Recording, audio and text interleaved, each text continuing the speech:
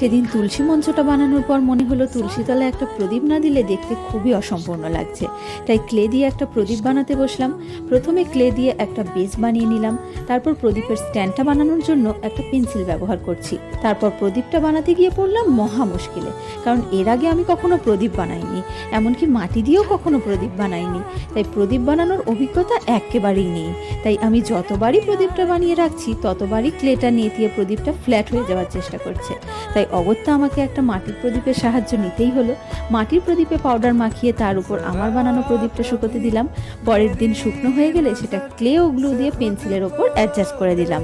সন্ধেবেলায় তুলসী তলায় প্রদীপ দেওয়া আমাদের চিরন্তন ঐতিহ্য, যেটা আমরা ছোটবেলা থেকেই দেখে আসছি। আমাদের সংস্কৃতির একটা ক্ষুদ্র নিদর্শন আজ তোমাদের সামনে তুলে ধরলাম। তাই আজকের ভিডিওটা কেমন লাগলো অবশ্যই জানিও। तेरे हवाले कर दी।